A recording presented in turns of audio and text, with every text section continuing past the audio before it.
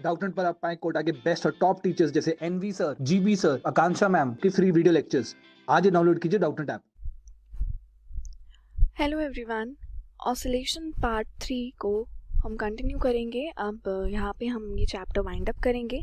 तो जो टॉपिक अब हम पढ़ने वाली है वो हमारा एनर्जी होगा, एसएचएम में क्या होते हैं, डैम्प्ड ऑसिलेशंस क्या होते हैं, ये सब हम एक बार गो थ्रू करेंगे। चलिए पहले हम ये समझ लेते हैं कि एसएचएम और यूनिफॉर्म सर्कुलर मोशन जो होता है उसमें क्या सिमिलैरिटीज़ और डिफरेंसेस रहते हैं। सर्कुलर मोशन, तो ये हमारा पहला टॉपिक ऑफ डिस्कशन है। यूनिफॉर्म सर्कुलर मोशन को हम इंटरप्रेट कर सकते हैं एसएचएम की तरह। अगर हम इसको और बेहतर तरीके से समझें तो अगर एक बॉल हम कंसिडर कर रहे हैं, ठीक है, ये बॉल है, एक ये थ्रेड से टाइड है, ठीक है, एक थ्रेड से टाइड है और वो मूव कर रही है एक सर्कुलर पाथ में। तो वो इधर आती है, ठीक है, देन इधर आती है और ऐसे राउंड अबाउट मूव कर रही है इस तरीके से कि वो अपीयर होती है एक सर्कुलर मोशन में। एक पर्सन जो उसे ऑब्जर्व कर रहा है उसके ऊपर से, या कोई उसके साथ वहीं पे उसी सेम प्लेन पे खड़ा है। बट जो अपीयर होता है वो एसएचएम, वो समबडी जो है सेम प्लेन ऑफ मोशन पे खड़ा है।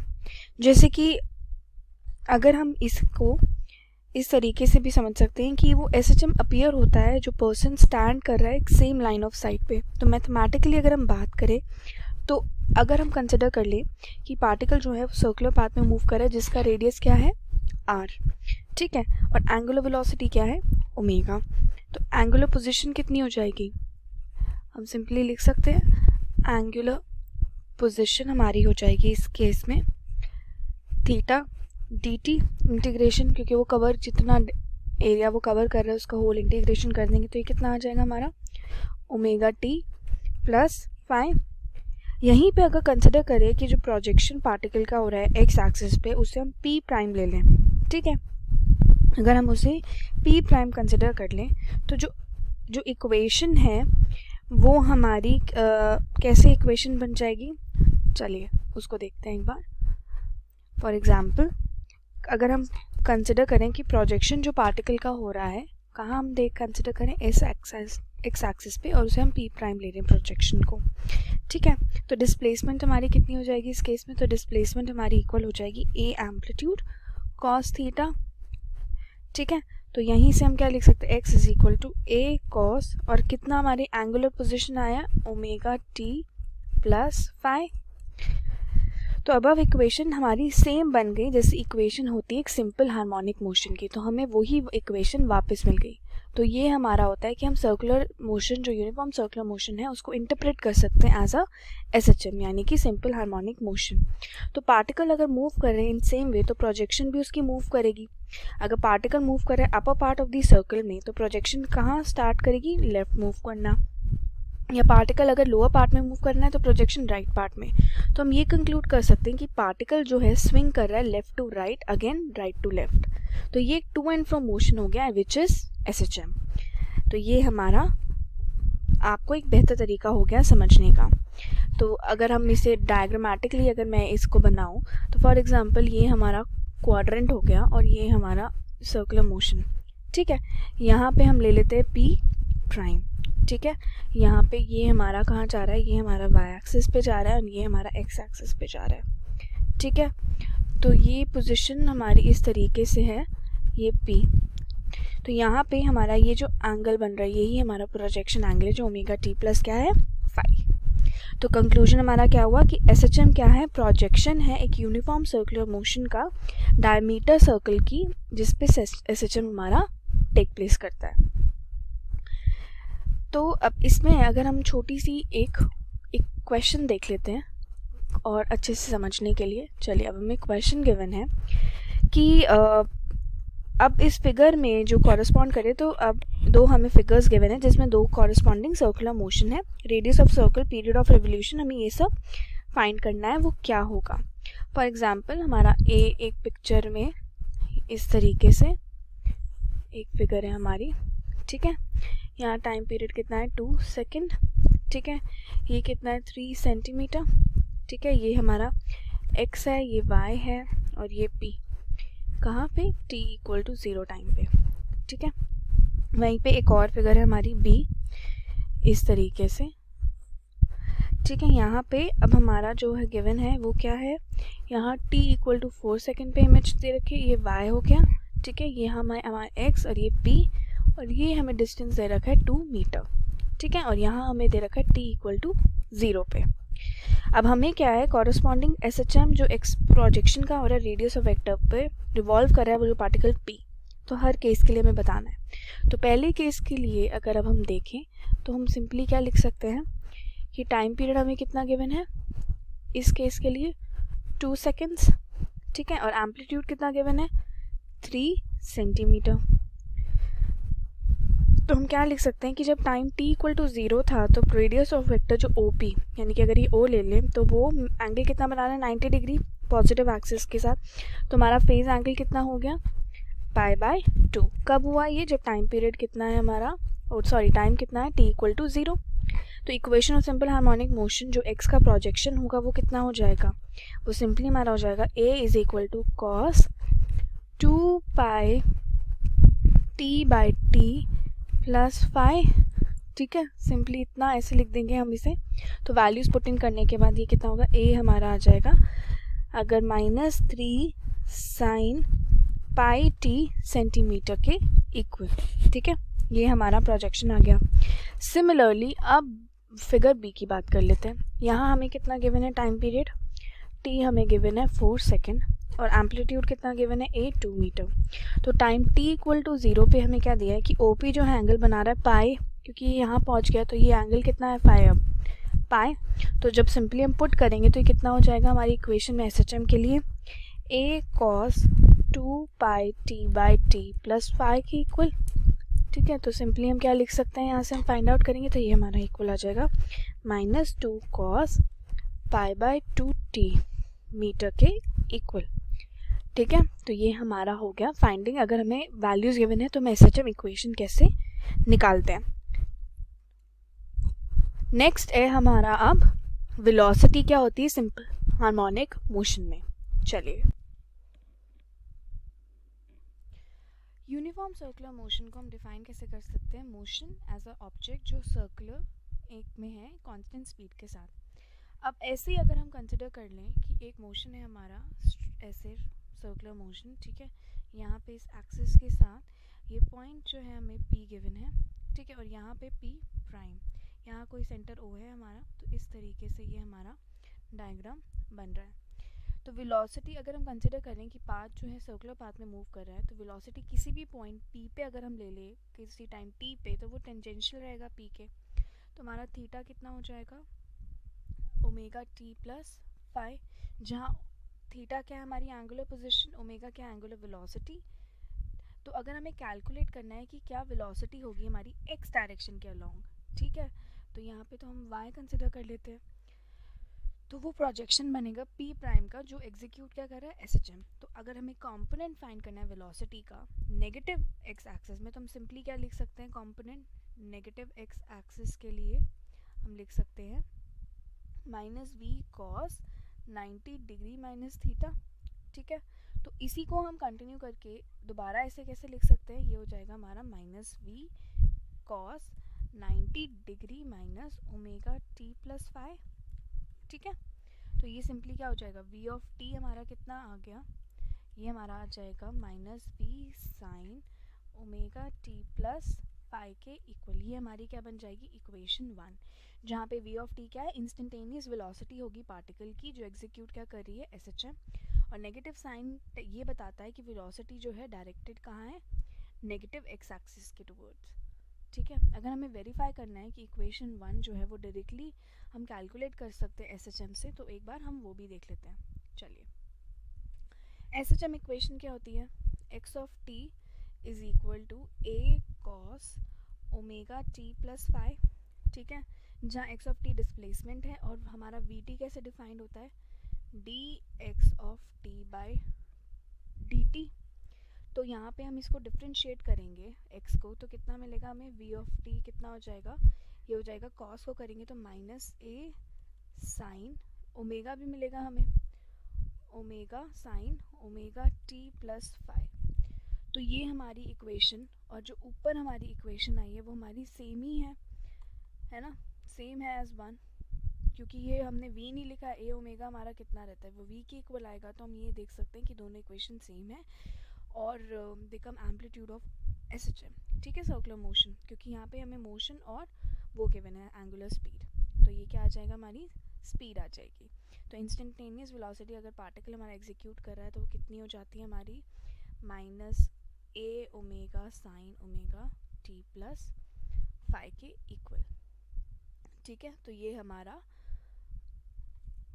वेलोसिटी हो गया एस एच एम के लिए। अब सिमिलरली आगे बढ़ते हुए अब हम निकाल लेते हैं कि एक्सेलरेशन कैसे करते हैं हम कैलकुलेट। तो अब हम बात करेंगे acceleration in S H M, ठीक है। एक्सेलरेशन यूनिफॉर्म सर्कुलर मोशन की जो हमेशा डायरेक्टेड क्या रहती है, टुवर्ड्स सेंटर, ठीक है, सेंटर डायरेक्टेड होती है, तो उसे हम क्या कह सकते हैं, रेडियल एक्सेलरेशन भी हम उसे डिफाइन कर सकते हैं। तो फॉर एग्जांपल अगर हम इसे डायग्राम के थ्रू और बेटर तरीके से देखें, ये हमारा कुछ सर्कुलर मोशन, इस तरीके से मोशन है हमारा, ये हमारा एक्सिस की तरफ जा रहा है, ये पॉइंट हमारा क्या है P, ये हमारा पॉइंट है P प्राइम, इस तरीके से, ठीक है, ये हमारा सेंटर O। तो यहाँ से इधर ऐसे हमारा मोशन हम डिफाइन कर रहे हैं, ये एंगल थीटा है, ये भी एंगल थीटा ही होगा, ठीक है। तो हम क्या लिख सकते हैं कि ए पी अगर हम निकालेंगे तो कितना होगा, माइनस ओमेगा स्क्वायर आर, जहाँ पे आर क्या है, हमारा रेडियस है। कंसिडर कर लें अगर पार्टिकल हमारा मूव कर रहा है सर्कुलर पाथ में, तो पार्टिकल अगर किसी पॉइंट पी पे है तो वो सम इंस्टेंट ऑफ टाइम के लिए हम क्या देखेंगे कि रेडियस ऑफ सर्कुलर पाथ क्या हो जाएगा, एम्पलीट्यूड के इक्वल। तो एक्सेलरेशन को हम इस तरीके से लिखेंगे, a p is equal to omega square minus a, जहाँ पे ए क्या होगा, रेडियस ऑफ सर्कल, और नेगेटिव इसलिए क्योंकि वो कहाँ पॉइंट कर रहा है, टुवर्ड्स दी सेंटर, अभी हमने ये बात की थी। तो कंसिडर करते हुए कि एक्सेलरेशन जो प्रोजेक्शन की है पार्टिकल पी प्राइम के लिए एक्स एक्सिस के लिए, तो एक्सेलरेशन को हम इस तरीके से भी लिख सकते हैं, अगर थीटा के केस में इन्वॉल्व मतलब रिजॉल्व कर ले तो ए पी सॉरी ये हो जाएगा हमारा a of t is equal to minus a p cos theta, ठीक है। तो ये सिंपली हमारा क्या हो जाएगा, a of t is equal to minus a p cos omega t plus phi के इक्वल, ठीक है। सिंपली हमारा ये हो जाएगा, तो हम सिंपली यहाँ से क्या लिख सकते हैं, minus omega square a cos omega t plus phi के इक्वल। तो यहाँ से हमारी वैल्यू कितनी हो जाएगी, ए ऑफ टी, तो ये हो जाएगा a of t is equal to minus omega square x of t, जहाँ पे एक्स ऑफ टी का है हमने वो जो एस एच एम की इक्वेशन होती है डिस्प्लेसमेंट की, a cos omega t plus phi का यूज़ किया है। तो ये हमारा एक्सेलरेशन की इक्वेशन आ गई। तो इस वेरीफाई कर सकते हैं इस एक्सप्रेशन को हम डायरेक्टली एस एच एम से। तो वो आप अपने कॉपी पे खुद ट्राई करिएगा, जैसे हमने वेलोसिटी के लिए डिफ़ाइन किया था, तो क्या हमें ये आंसर मिल रहा है या नहीं, वो आप वेरीफाई करके कमेंट सेक्शन पे डालिएगा, ठीक है। तो हम ये कंक्लूड क्या कर सकते हैं कि जो ए है जो प्रोपोर्शनल रहता है डिस्प्लेसमेंट के, और एक्सेलरेशन क्या होती है, डायरेक्ट हमेशा कहाँ करती है, सेंटर की तरफ, इन सर्कुलर मोशन सेंटर, जहाँ पे मेन पोजीशन है। तो हम ये कह सकते हैं कि एस एच एम क्या है, प्रोजेक्शन है यूनिफॉर्म सर्कुलर मोशन का, सच दैट जो सेंटर है यूनिफॉर्म सर्कुलर मोशन का वो क्या है, मेन पोजीशन है एस एच एम की, और रेडियस क्या है सर्कुलर मोशन का, is amplitude of S H M. तो ये हमारा आंसर हो गया, ठीक है। चलिए अब यहाँ से अब हम आगे जब बढ़ेंगे तो अगर हम एक क्वेश्चन देख लेते हैं इसी के अकॉर्डिंग, चलिए एक क्वेश्चन देख लेते हैं छोटा सा। बॉडी है ऑसिलेट करिए क्या, एस एच एम, ठीक है। अकॉर्डिंग टू इक्वेशन जो ऐसा यूनिट में गिवन है, x is equal to 5 cos 2 pi t plus pi by 4, ठीक है। और किसी instant t equal to 1.5 second पे हमें क्या कैलकुलेट करना है, डिस्प्लेसमेंट, स्पीड और उसकी एक्सेलरेशन। चलिए कैसे करनी है ये देख लेते हैं। एंगुलर वेलोसिटी ओमेगा क्वेश्चन से हमें गिवन क्या है, 2 पाई टी, तो यहाँ से हम क्या लिख सकते हैं, एंगुलर वेलोसिटी ओमेगा कितनी हो गई, 2 पाई सेकेंड इनवर्स के इक्वल, और टाइम पीरियड क्या गिवन है, 1 सेकेंड, और हमें किस पे निकालना है, 1.5 सेकेंड पे। तो पहले डिस्प्लेसमेंट निकालते हैं, तो डिस्प्लेसमेंट हमारा कैसे हो जाता है, इक्वल 5 cos 2 पाई, t की वैल्यू डाल देंगे 1.5 पे निकालना है, प्लस पाई बाय 4। ठीक है, तो यहाँ से डिस्प्लेसमेंट हमारा कितना आ जाएगा, सारी वैल्यूज़ हम कैलकुलेट करेंगे तो आ जाएगा -3.535 मीटर के इक्वल। सिमिलरली अब हम स्पीड भी निकाल लेंगे। स्पीड कितना होता है हमारा, स्पीड की वैल्यू वही इक्वेशन यूज़ करते हम लिख सकते हैं। स्पीड हमारी कितनी हो जाएगी अब, -5 2 पाई, ठीक है, साइन इक्वेशंस जो अभी हमने डाली है वो हम एक बार दोबारा डाल के 2 pi into 1.5 plus pi by 4, इसकी वैल्यू कितनी हो जाएगी 22 मीटर पर सेकेंड आ जाएगा। सिमिलरली क्या है, हम एक्सेलरेशन की इक्वेशन यूज़ करेंगे, अभी जो निकाली हो कितनी है, -2 पाई सेकेंड इनवर्स का स्क्वायर इंटू डिस्प्लेसमेंट जितना आया हमारा माइनस ओमेगा स्क्वायर एक्स के इक्वल है, तो वैल्यूज डालेंगे तो कितनी हो जाएगी 140 मीटर सेकेंड -2 के इक्वल। तो ये हमारा क्या हो गया, एक्सेलरेशन इन एसएचएम कैलकुलेशन या स्पीड कैलकुलेशन। अगर हमें इक्वेशंस याद होनी चाहिए, सिंपली आप क्या है, आप एक बस इक्वेशन अगर एसएचएम की याद रखेंगे तो आप स्पीड और एक्सेलरेशन तो उसी इक्वेशन से फाइंड आउट कर सकते हैं।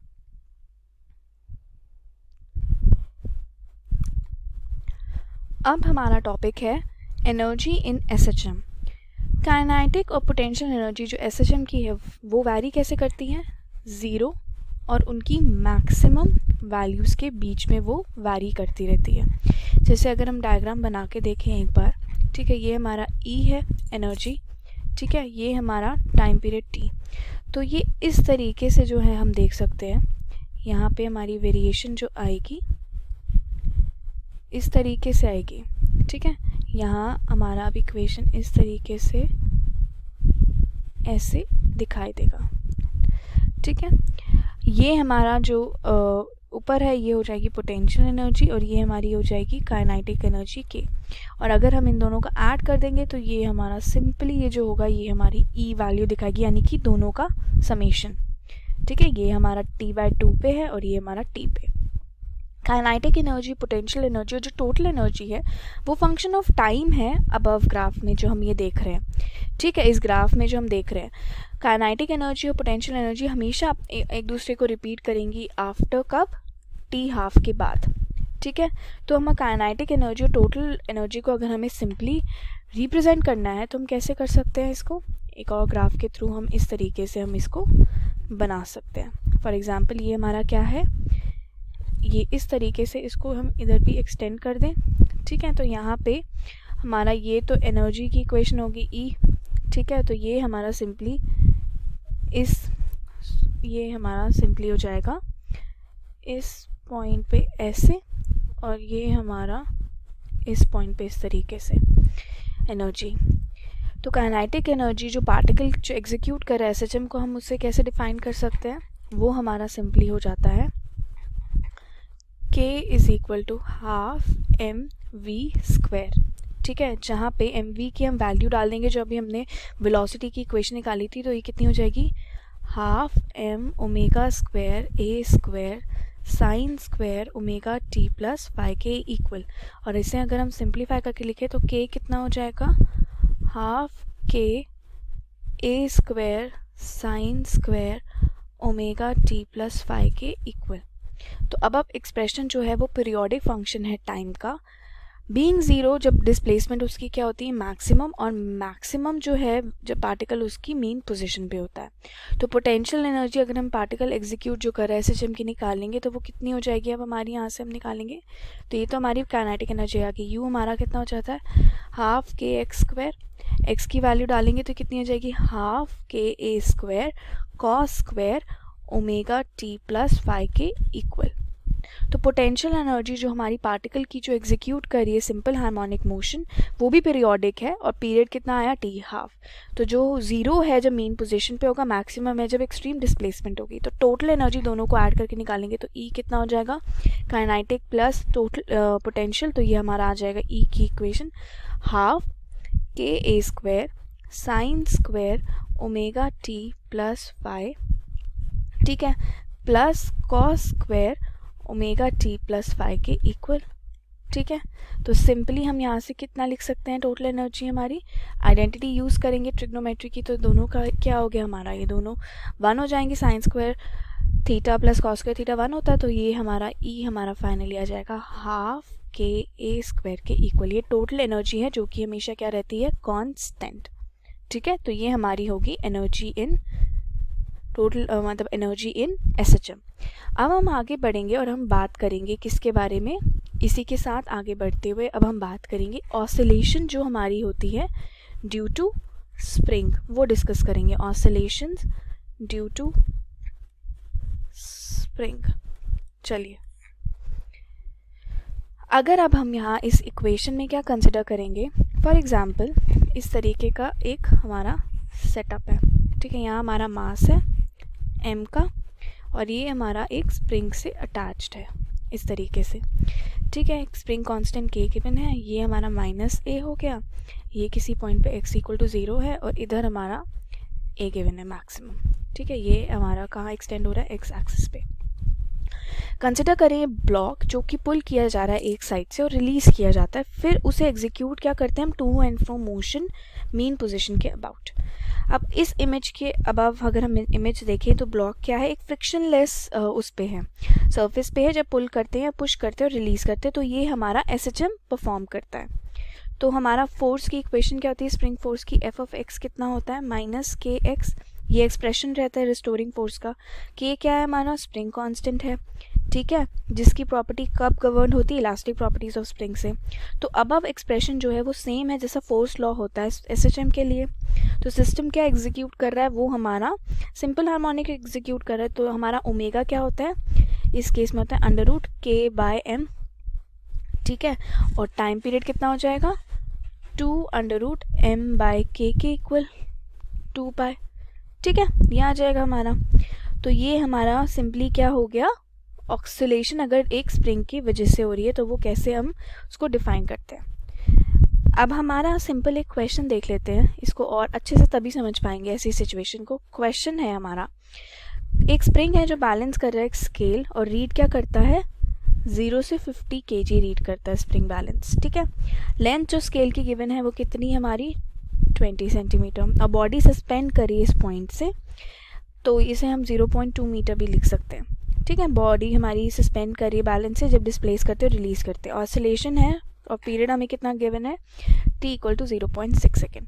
हमें बताना है कि वेट क्या है बॉडी का। तो यहाँ पे क्वेश्चन में मास हमें कितना हो गया, 0 to 50 kg हमारा गिवन है, ठीक है। मैक्सिमम फोर्स कितना हो जाएगा जो एग्जीक्यूट करता है, mg के इक्वल आ जाएगा ये, और ये हमारा एक्सेलरेशन ड्यू टू ग्रेविटी 9.8 लेंगे तो ये कितना हो जाएगा, 50 × 9.8 यानी कि 490 न्यूटन। स्प्रिंग कांस्टेंट क्या होता है,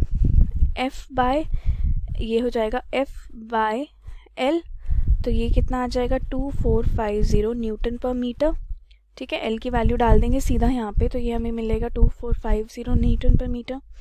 तो वेट हमारी बॉडी का कितना हो जाएगा, मास m जो है सस्पेंडेड है, बैलेंस कर रहा है, तो वेट हमारी बॉडी का कितना हो जाएगा, वेट ऑफ बॉडी हमारी सिंपली कितनी हो जाएगी यहाँ से, mg के इक्वल, यानी कि ये जो वैल्यू है वो हमारी कितनी आ जाएगी, m हमारा कितना गिवन है यहाँ से, mg हमारा कितना है 2490, ठीक है। तो ये जो रीड करके हमारी वैल्यू आएगी वो सिंपली हमारी कितनी हो जाएगी, 9.8 × 22.36। वेट जो बॉडी का जब डिस्प्लेस किया जा रहा है तो ये सिंपली हमारी कितनी हो जाएगी, क्योंकि ऑसिलेशन कर रहा है तो ये हमारी वैल्यू आ जाएगी 219 न्यूटन के इक्वल।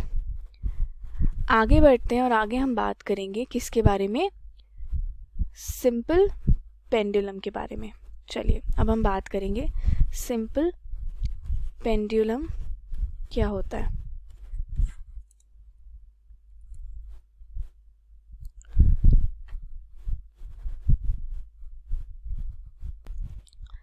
सिंपल पेंडुलम डिफाइन रहता है कि ऑब्जेक्ट जो है अगर उसमें स्मॉल मास m अगर सस्पेंड हो रहा है एक वायर से, स्ट्रिंग उसका नेग्लिजिबल मास है, तो जब पेंडुलम बॉब डिस्प्लेस किया जाता है तो वो ऑसिलेट करता है प्लेन का वर्टिकल लाइन थ्रू सपोर्ट के अराउंड। तो यानी कि अगर हमारा इस तरीके से ये अगर सेटअप है फॉर एग्जांपल, ठीक है, ये हमारी क्या रिजिड सपोर्ट हो गया और ये हमारा सिंपल, ये लेंथ L और ये मास M, ठीक है, ये हमारा मीन पोजीशन पॉइंट हो गया।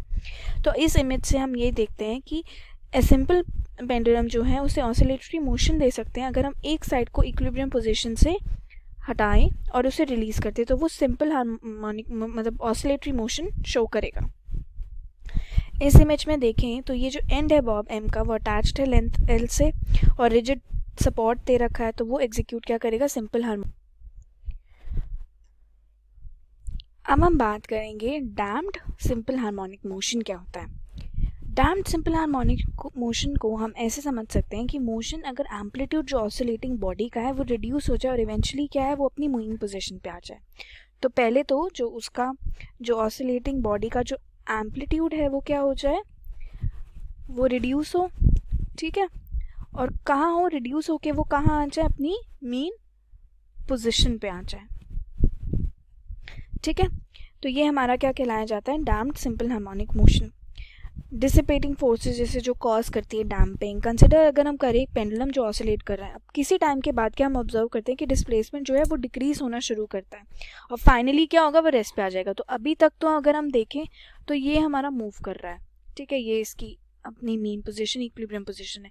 थोड़ी टाइम बाद हम देखेंगे कि इसकी क्या है, ये एम्पलीट्यूड इसका रिड्यूस होना शुरू होगा और डिस्प्लेसमेंट जो इसकी डिक्रीज होगी और वापस आके रेस्ट पे आ जाएगी। तो ये इम्प्लाई क्या करता है कि वहाँ कुछ रेजिस्टिव फोर्स है जो अपोज करिए इस मोशन को। इस टाइप ऑफ मोशन को क्या हम कहते हैं, डैम्प्ड सिंपल हार्मोनिक मोशन, ठीक है। अब इसमें हमारा डैम्पिंग फोर्स क्या होता है उसको पढ़ते हैं। चलिए, डैम्पिंग फोर्स जो है ये क्या करती है, ये अपोज करती है हमारा जो मोशन है बॉडी का, ठीक है, उसके ऑपोजिट रहती है ये। मैग्नीट्यूड जो होता है वो प्रोपोर्शनल कहाँ होता है, वेलोसिटी के, तो मैग्नीट्यूड जो होता है इसका वो प्रोपोर्शनल रहता है वेलोसिटी जो हमारी बॉडी की है, वेलोसिटी ऑफ बॉडी, ठीक है। और ये कहाँ एक्ट करती है, direction opposite of the velocity, और डिनोट इसे हम कैसे कर सकते हैं, F ऑफ D से, डैम्पिंग फोर्स से, ठीक है। तो ये हमारा डैम्पिंग फोर्स होता है और ये डिफाइन कैसे रहता है, -BV, जहाँ B क्या है, डैम्पिंग कांस्टेंट, और ये डिपेंड किस पे करता है, मीडियम पे विस्कोसिटी जो है, शायद शेप और साइज, और नेगेटिव इसलिए क्योंकि ये ऑपोजिट से डायरेक्ट मतलब वो रहता है, क्या कहते हैं इसे, opposite of the velocity direction रहता है। तो अब हमें अगर कोई पूछे कि इक्वेशन अगर हमें डैम्प्ड ऑसिलेशन की लिखनी है तो वो क्या होगी, चलिए, equation of damped oscillations. Consider करें अगर अब हम पेंडुलम जो कि ऑसिलेट कर रहा है तो वो क्या एक्सपीरियंस करेगा, वो दो फोर्सेस एक्सपीरियंस करेगा, एक तो रिस्टोरिंग फोर्स Fx और एक डैम्पिंग फोर्स Fd। Fx जो बराबर रहेगा -kx रिस्टोरिंग फोर्स और ये रहेगा -bv के इक्वल। तो इक्वेशन जो हमारी डैम्प्ड ऑसिलेशन की निकलेगी वो हम कैसे लिख सकते हैं, फिर अब टोटल फोर्स हमारी कितनी हो जाएगी, F ऑफ टोटल लिखेंगे हम, तो ये हमारा कितना आ जाएगा, दोनों को ऐड करके Fx प्लस Fd यानी कि -kx -bv, ठीक है। at क्या है हमारा, एक्सेलरेशन रख रहे हैं ब्लॉक का, तो F टोटल हमारा ऐसे भी डिफाइन रहता है न्यूटन्स लॉ से, m of a of t, ठीक है। तो ये हम वैल्यू डालेंगे तो -kx -bv is equal to m d² x by dt² के इक्वल, ठीक है। तो दोनों को अब हम क्या करेंगे, यहाँ से हम इसको एक साइड अगर इक्वेशन को ले आए तो ये क्या बन जाएगी, m dx² by dt² plus kx plus bv is equal to 0, ठीक है। तो v क्या है, dx बाई dt होता है, इसको हम चेंज कर देंगे तो ये कितना हो जाएगा, m dx² by dt² plus kx plus b dx by dt लिख देंगे यहाँ पे, तो ये हमारी इक्वेशन बन गई इक्वल टू 0। ये हमारी डिफरेंशियल इक्वेशन बन गई। इसको जब हम रिस्पेक्टिवली सॉल्व कर लेंगे तो हमें क्या इक्वेशन मिलेगी, x के टर्म में, हमें मिल जाएगी x ऑफ t जो है हमारा आ जाएगा a e minus b t by 2m cos omega dash t plus phi. ये हमारी इक्वेशन बन गई डैम्प्ड ऑसिलेशन के लिए, ठीक है। और डैम्पिंग कांस्टेंट क्या है, ये E minus b t by 2m। और ओमेगा प्राइम क्या है, हमारी एंगुलर फ्रीक्वेंसी। और मैथमेटिकली ये कैसे गिवन होती है, ओमेगा प्राइम हमारा इक्वल होता है minus under root k by m minus b square by 4m square के इक्वल। और अगर हम यहाँ B0 कंसिडर कर लें, यानी कि डैम्पिंग फोर्स, तो हमारा x ऑफ t कितना आ जाएगा, डालेंगे तो cos omega prime t plus phi के इक्वल, जो कि एक सिंपल हार्मोनिक इक्वेशन की इक्वेशन होती है, ठीक है। तो कंसिडर करें, अगर हम प्लॉट करें डैम्प्ड ऑसिलेशन, तो वो किस तरीके से लगेगा, तो इसकी फ्रीक्वेंसी कुछ इस तरीके से ऐसे दिखाई देगी, यानी कि एक्सपोनेंशियली वो डिक्रीज कर रहा है इन एम्पलीट्यूड विद टाइम। अब इसी के साथ हैं जो हम कुछ डेफिनेशंस पढ़ लेते हैं, जैसे कि हमारा फ्री ऑसिलेशन क्या होता है।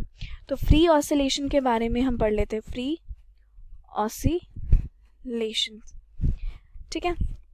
यानी कि इस टाइप ऑफ ऑसिलेशन में एम्पलीट्यूड और टाइम जो होता है वो क्या रहता है, कांस्टेंट। तो एम्पलीट्यूड और जो टाइम पीरियड होता है वो क्या रहता है, इसमें कांस्टेंट रहता है और चेंज नहीं होता। तो इसका मतलब क्या होता है, नो डैम्पिंग। तो डैम्पिंग रहती ही नहीं है इस केस के लिए। बट रियल सिनेरियो में क्या है, ये सिस्टम कोई सा भी नहीं है जिसमें कांस्टेंट एम्पलीट्यूड और टाइम पीरियड रहे। फिर हम बात करेंगे कि फोर्स्ड ऑसिलेशन क्या होता है। तो कई बार डिफरेंसेस एग्जाम में भी आ सकते हैं कि फोर्स्ड और फ्री ऑसिलेशन में क्या डिफरेंस है, उसके बेस पे क्वेश्चन आ सकता है। तो फोर्स्ड ऑसिलेशन में क्या होता है कि अगर हम अप्लाई करें एक्सटर्नल फोर्स ताकि ऑसिलेशन जो है कंटिन्यू करे, कि ऑसिलेशन को हम उस तरीके से फोर्स्ड ऑसिलेशन कहते हैं। तो इन फोर्स्ड ऑसिलेशन क्या है, सिस्टम ऑसिलेट करता रहेगा पर नेचुरल फ्रीक्वेंसी से नहीं, बट एक्सटर्नल फ्रीक्वेंसी से। तो यहाँ पे एक्सटर्नल फ्रीक्वेंसी ऐड करती है। एग्जाम्पल फोर्स्ड ऑसिलेशन का जब है कि अगर चाइल्ड एक गार्डन में स्विंग पे पीरियोडिकली प्रेस करे अपने फीट अगेंस्ट द ग्राउंड, तो वो मेंटेन करता है ऑसिलेशन। आपने देखा होगा, अगर आप झूला झूल रहे होते तो अगर आप पैर से उसे पुश करेंगे नीचे ग्राउंड को, तभी आप ज़्यादा मूवमेंट से मूव कर पाएंगे।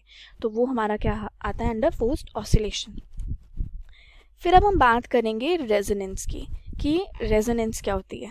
चलिए रेजोनेंस डिस्कस कर लेते हैं। फिनोमेना जिसमें इंक्रीज अगर एम्पलीट्यूड का हो, जब ड्राइविंग फोर्स क्लोज रहे नेचुरल फ्रीक्वेंसी की, उससे क्या कहते हैं, रेजोनेंस। अब अगर हमारा एक्सटर्नल फोर्स है जो इसकी हमें एंगुलर फ्रीक्वेंसी ओमेगा डी रखी है, वो एक्ट कर रही है हमारी ऑसिलेटिंग सिस्टम पे नेचुरल फ्रीक्वेंसी ओमेगा के साथ। तो एक्सटर्नल फोर्स की फ्रीक्वेंसी कितनी, omega D, natural frequency omega, ठीक है। जब सिस्टम ऑसिलेट कर रहा है फ्रीक्वेंसी ओमेगा डी के साथ, तो जो हमारा एम्पलीट्यूड ऑफ ऑसिलेशन जो ग्रेटेस्ट तब होगा जब ये दोनों क्या होंगे, बराबर हो जाएंगे। इस एक्सप्रेशन को क्या कहते हैं, रेजोनेंस। तो स्विंग जो है एक बहुत ही अच्छा एग्जाम्पल है रेजोनेंस के लिए।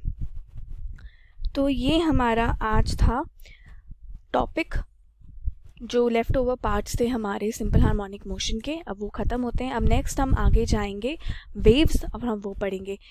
थैंक यू हमारा चैनल को फॉलो करने के लिए and watching the videos. Thank you so much. Class 6 से 12 से लेके नीट, IIT, JEE मेंस और एडवांस के लेवल तक 10 मिलियन से ज़्यादा स्टूडेंट्स का भरोसा।